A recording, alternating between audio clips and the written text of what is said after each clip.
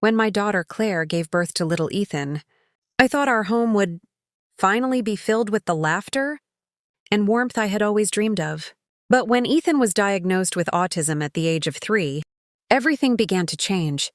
Claire was young, only 22, and the reality of raising a child with special needs was more than she could handle.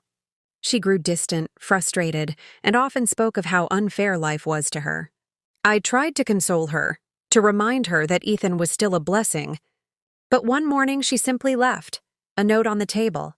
No explanation beyond, "I can't do this anymore." Raising Ethan alone wasn't easy, but it was the most meaningful thing I've ever done.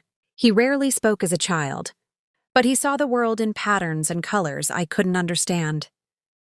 While other children played outside, Ethan would spend hours on my old computer, tapping away, completely absorbed. Teachers didn't know how to handle him. They said he was distracted, but I knew he was focused, just on things beyond their comprehension. I encouraged him quietly, providing books, software, and all the patience I could muster.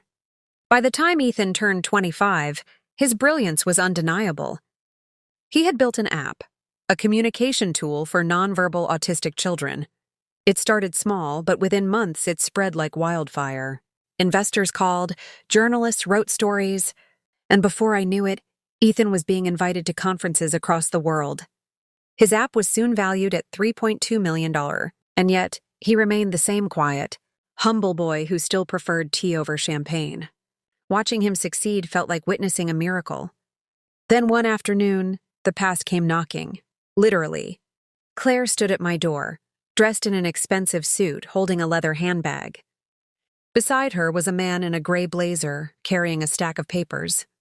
She smiled as if nothing had happened, as if the last 22 years had been a dream. "Mom," she said softly, "I'm here to see my son." Ethan froze when he saw her. He didn't say a word, just stared, expressionless. The man beside her introduced himself as her lawyer. They wanted to discuss family rights. Now that Ethan's success had drawn attention, I felt something in me break, not just anger, but deep sorrow. Claire, my own daughter, hadn't come for forgiveness or love. She had come for money. The lawyer spoke of inheritance, parental rights, and legal technicalities, but I couldn't even process his words. Ethan, quiet as ever, stood up and walked to his computer.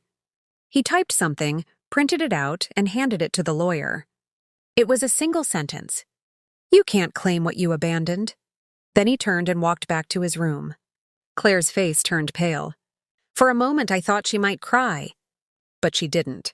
She gathered her bag, muttered something about misunderstandings, and left without another word. The house fell silent again, except for the soft clicking of Ethan's keyboard from the next room. I stood there, torn between heartbreak and pride. That night I sat by Ethan's door and whispered, "You did the right thing." He didn't respond, but I knew he heard me. Sometimes love isn't loud or dramatic. It's quiet, steadfast, and unwavering. Ethan had lost a mother years ago, but in that silence, I realized he had found something greater: strength, dignity, and the courage to walk away, just as she once had. But for very different reasons.